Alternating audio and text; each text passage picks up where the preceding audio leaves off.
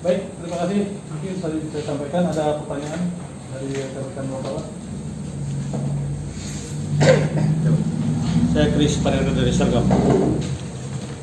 Kemarin kalau tidak salah itu ada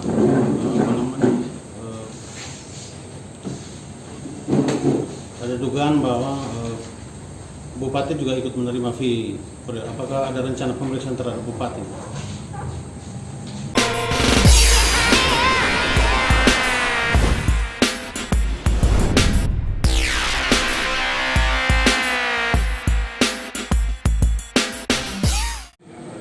Penyidik Tindak Pidana Korupsi Polda NTT menetapkan pejabat pembuat komitmen atau PPK Sylvester Samun dan kontraktor pelaksana yakni kuasa direktur PT Bahan Krida Nusantara Abraham Yehezki Belsazaro sebagai tersangka dalam kasus dugaan tindak pidana korupsi pekerjaan pembangunan jeti dan kolam renang apung beserta fasilitas lain di Pulau Awalolong, Kabupaten Lembata.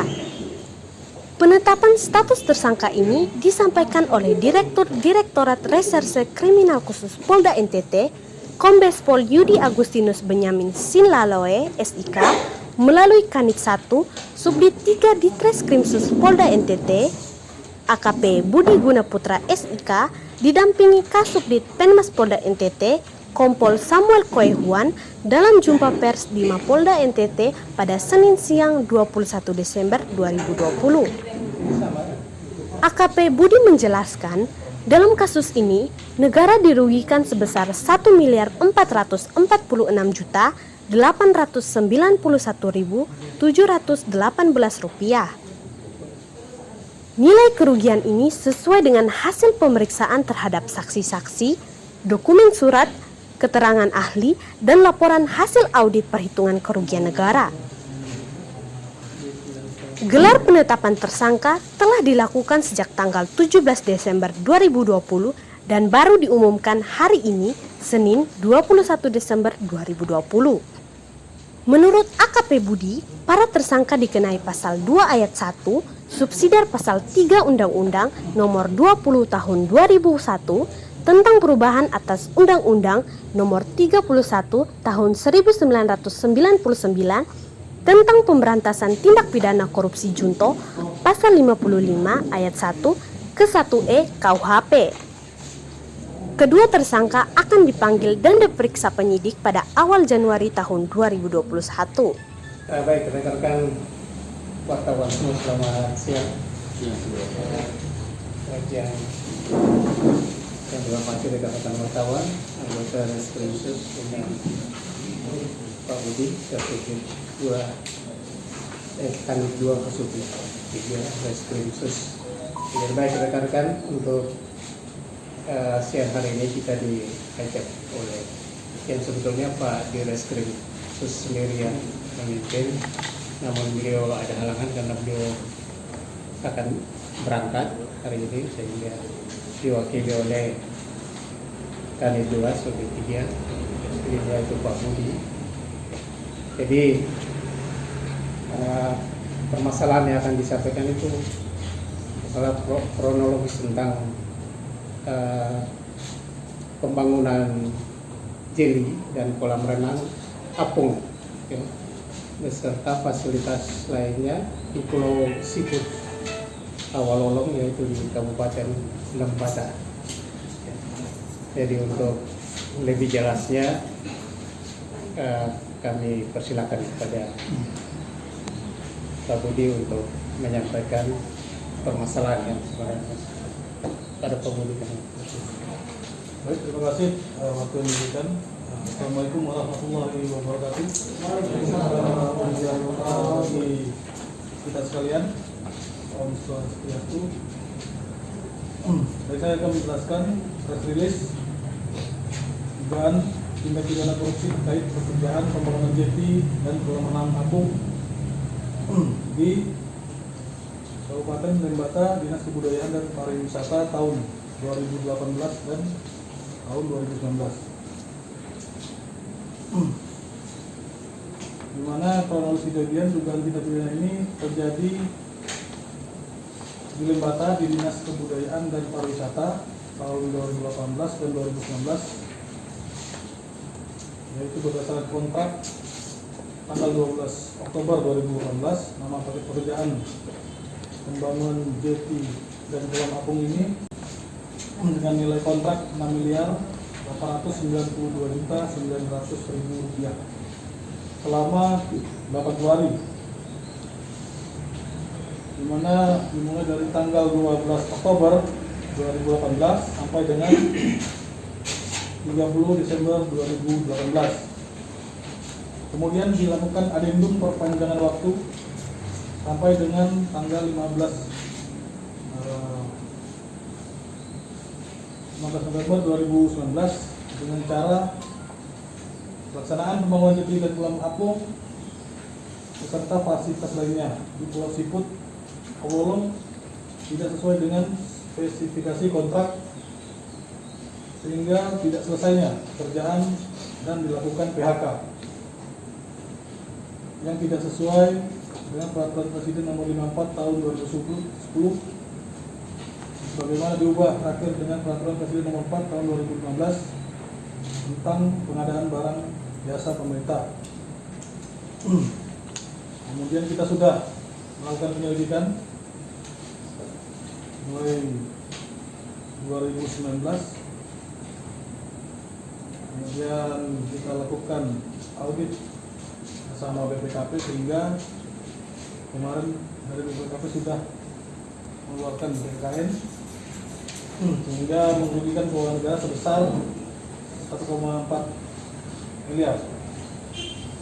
Ini berdasarkan laporan hasil audit penghitungan kerugian negara tanggal 27 November 2020. Barang yang sudah kita amankan yaitu 5 kontainer plastik berisi dokumen penyusunan anggaran, kemudian dokumen perencanaan teknis, dokumen pelaksanaan kontrak, dokumen pengawasan teknis, dan dokumen pembayaran, serta aliran penggunaan dana pembayaran terkait dugaan tindak pidana korupsi terkait pekerjaan pembangunan jeti dan kolam apung Siput Awolong, Kabupaten Lembata tahun 2018 dan tahun 2019. Kemudian kita sudah melakukan penyelidikan awal. Kita sudah melakukan penyelidikan awal berupa pengumpulan bahan keterangan dan dokumen. Kemudian kita melakukan gelar perkara, menaikkan status perkara dari penyelidikan ke penyidikan. Kemudian kita melakukan permintaan audit keteknikan kepada Politeknik Negeri Kupang.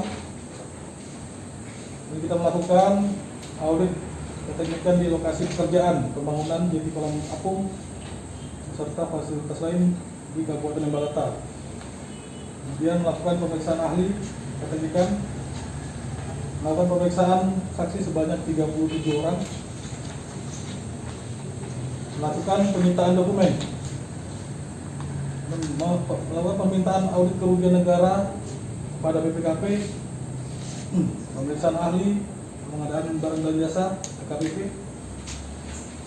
Dan terakhir kita lakukan gelar perkara tersangka tanggal 17 Desember kemarin, hari Kamis, untuk sementara menetapkan 2 tersangka, yakni yang pertama Saudara Sylvester Samun SH selaku PPK.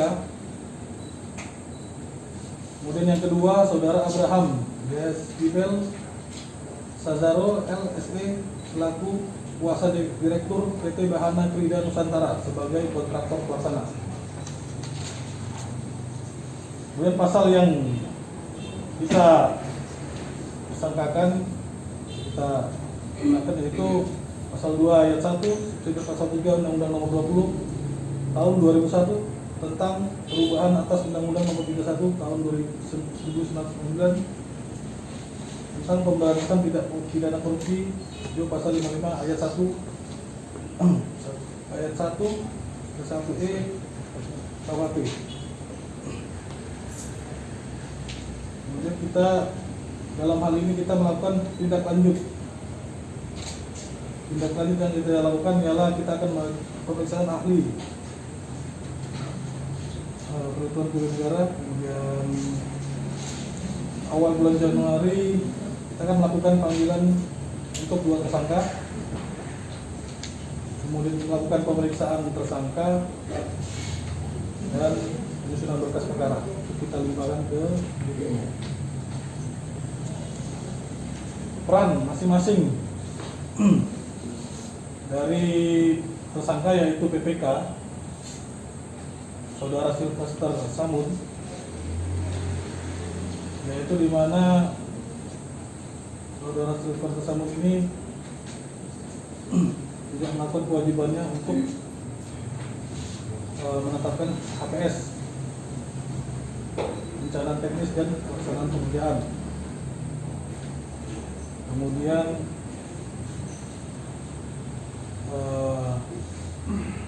berdasarkan waktu normal pelaksanaan pekerjaan 80 hari kerja kalender fisik mencapai 0,16%, namun dalam laporan progres terakhir masa kontrak 30 Desember dinaikkan menjadi 80%.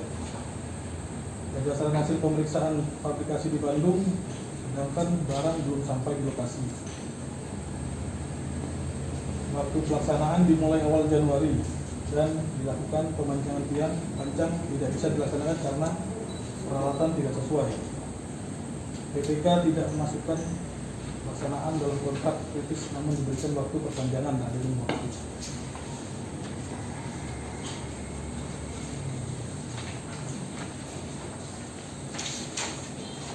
Dan untuk kontraktor saudara Abraham JS Kibel Saro, yaitu membuat dokumen dukungan peralatan fiktif dan dukungan fabrikasi putih gani atas tunggal yang disyaratkan memiliki ISO 91, namun yang dimiliki adalah hanya untuk menjadi administrasi pos lelang dengan tujuan mendapat pekerjaan dimaksud. Saudara Abraham tidak menghadiri pembuktian kualifikasi, hanya diwakilkan pada saksi dan tidak membawa dokumen kualifikasi, hanya sampel perusahaan. Kemudian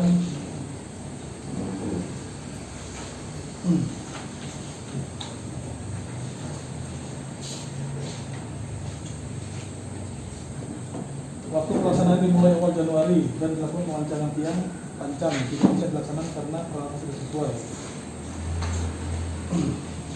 Dalam pelaksanaan pekerjaan dilakukan seluruhnya oleh dan di lapangan dilakukan oleh MIDO selaku konsultan perencanaan. Baik, terima kasih. Mungkin saya bisa sampaikan ada pertanyaan dari rekan wartawan. Saya Kris Parera dari Sergap. Kemarin kalau tidak salah itu ada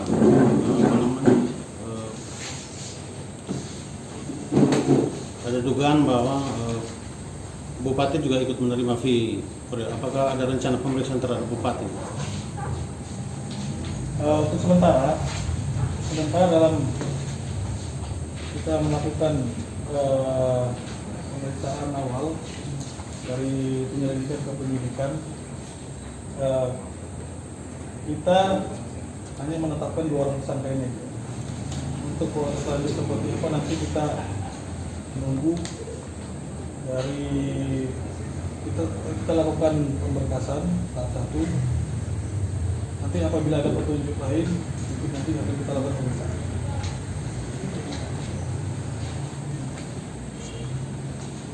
Ada lagi? Apakah ada potensi ada penambahan tersangka untuk ke depan? Untuk potensi saya belum bisa menjelaskan sekarang karena nanti apabila nanti ada petunjuk dari kejaksaan baru kita bisa sampaikan. Teman-teman? Mungkin yang lainnya ada yang mau bertanya, silakan. Kalau untuk barang bukti dengan tersangka kenapa tidak dihadirkan? Untuk barang bukti Dengan bahasa apa ya? Efron berarti sih. Untuk barang bukti kita ada, tadi saya sampaikan, untuk barang bukti kan kita melakukan penyitaan sebanyak 5 kontainer Barang bukti itu ada di ruangan. Mau dilihat nanti silakan ke ruangan saja. Kita bawa ke sini kayaknya agak banyak gitu. 5 kontainer.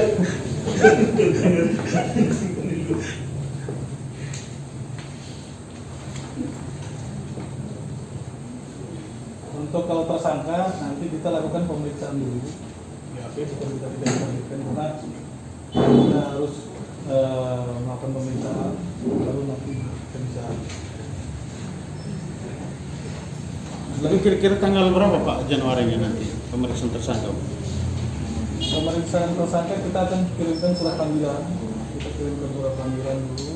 Nanti tanggalnya nanti mungkin dari pihak tersangka akan berkomunikasi kita, atau kalau nanti lewat kuasa hukumnya nanti baru kita bisa pastikan. Kasih Pak.